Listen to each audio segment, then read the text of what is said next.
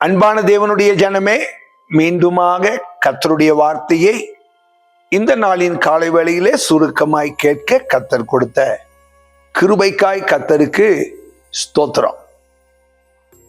மற்றவர்களுக்கு இதை அறிமுகப்படுத்துங்க, கர்த்தர் உங்களை ஆசீர்வதிப்பார்.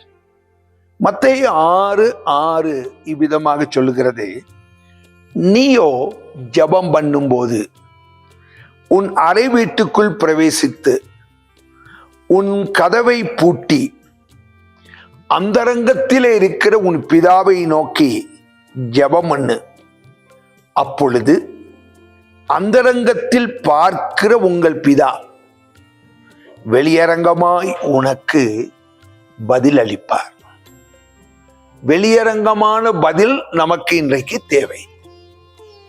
ஆண்டவர் சொல்லுகிறார், அந்த வெளியரங்கமான பதில் அதை நீ பெற்று நீயும் அனுபவிக்கணும். மற்றவர்களுக்கு முன்பாக அது ஒரு சாட்சியா இருக்கணும். அதற்கு நீ செய்ய வேண்டிய வேலை, அந்தரங்கத்தில் இருக்கிற உன் பிதாவை அறை வீட்டுக்குள்ளே போய் பிரவேசித்து அதை பூட்டி கொண்டு நீ ஆண்டவரிடத்தில் ஜெபம் பண்ணு என்று சொல்கிறார். அநேகர் இன்றைக்கு தாங்கள் ஜெபம் பண்ணுவத மற்றவர்களுக்கெல்லாம் தெரியணும், நான் ஒரு ஜெப வீரன் என்பதை மற்றவர்கள் புரிந்து கொள்ள வேண்டும் என்பதை விரும்புகிறார்கள். நீங்க ஜெப வீரர்களாய் இருப்பதை மற்றவர்கள் காண்பதினால் ஒரு பிரயோஜனமும் இல்லை.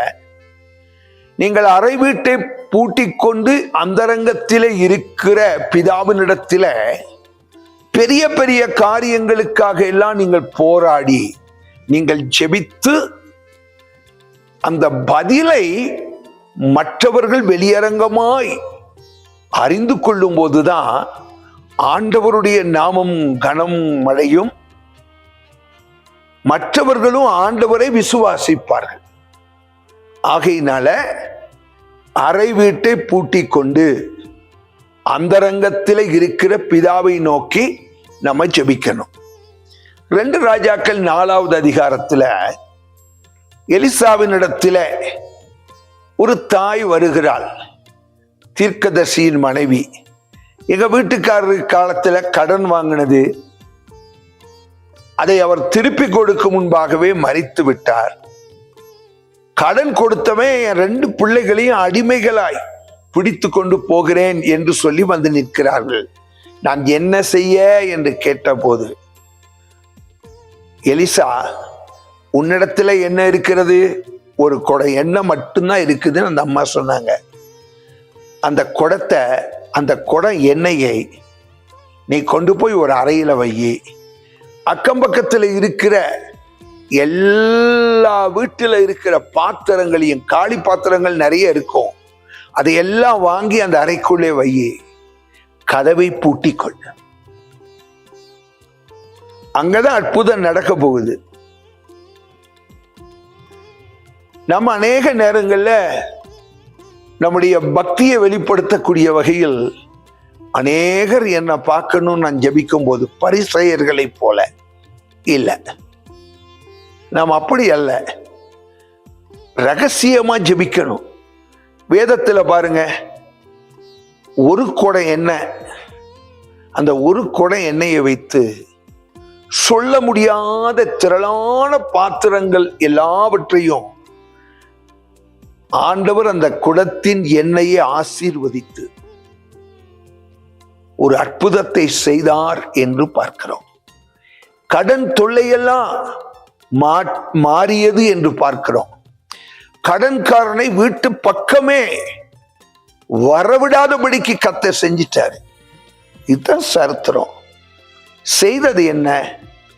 தன்னுடைய 2 பிள்ளைகளையும் கூட்டிக் கொண்டு அறை வீட்டுக்குள்ளே போய் ஆண்டவரை நோக்கி பார்ப்பதுதான் அதனுடைய ரகசியம். ஜெபிக்கிற நேரம் அப்படிதான் ஜெபிக்கணும். வேதத்தில் இன்னொரு சம்பவத்தை பார்க்கிறோம். தானியேலுக்கு விரோதமாய் எந்த விதத்திலாகிலும் குற்றம் கண்டுபிடிக்கணும்னு நினைத்தார்கள். கண்டுபிடிக்கவே முடியல.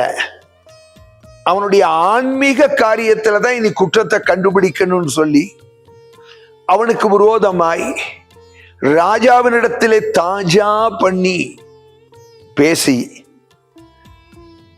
தானியேலுக்கு விரோதமான ஒரு சட்டத்தை, தானியேலை பாதிக்கக்கூடிய வகையில ஒரு சட்டத்தை இயற்ற வைத்து, நீங்க யோசிச்சு பாருங்க, வேதம் சொல்லுகிறது தானியேல் 6:10 பத்திரத்துக்கு கையெழுத்து போட்டு விட்டார்கள் ராஜா என்பதை அறிந்த பிறகும் கூட தானியேலோவென்றால் அந்த பத்திரத்திற்கு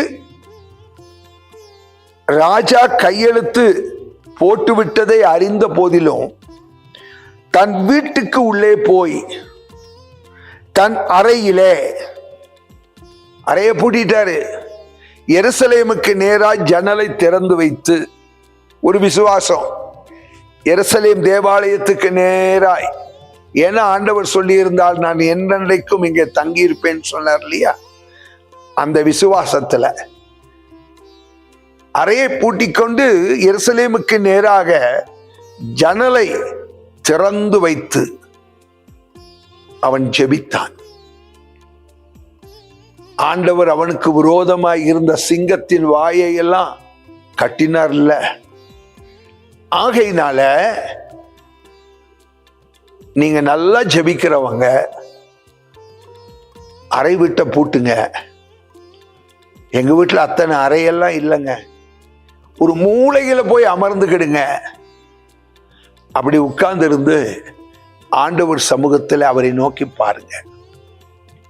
ஆண்டவர் சமூகத்துல நீங்க அவரை நோக்கி பாருங்க, வெளியரங்கமான பதிலை நீங்கள் பெற்றுக்கொள்வீர்கள்.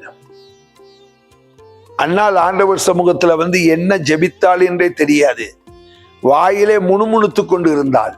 இப்படிதான் வேதம் சொல்லுகிறது.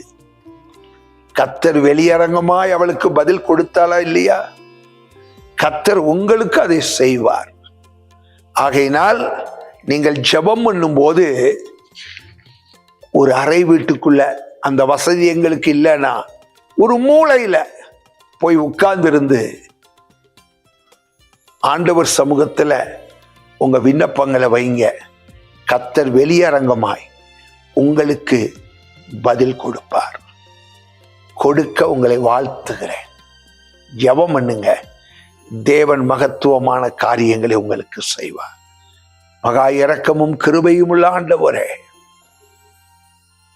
ஆண்டவரே, நாங்கள் உம்முடைய சமூகத்திலே ஜெபிக்கும் போது நீர் எங்களுக்கு பதிலை கொடுக்கிறீர். விதவையாகிய பெண்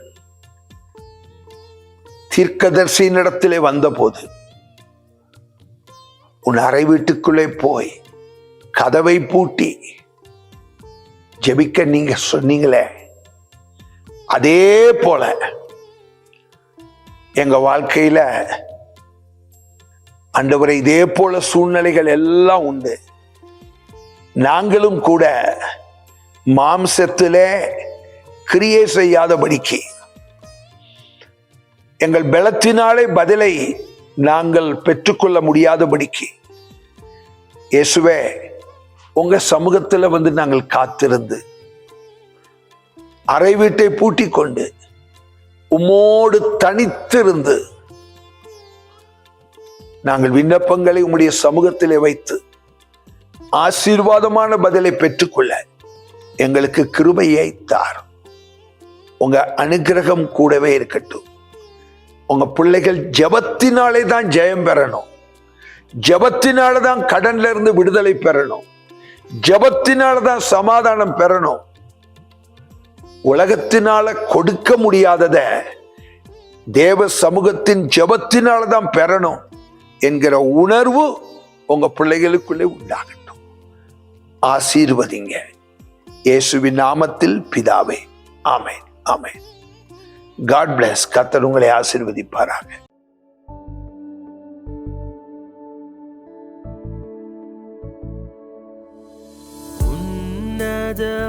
உன்னதமானவரே, என் உறைவிடம் நீர்தானே. உன்னதமானவரே,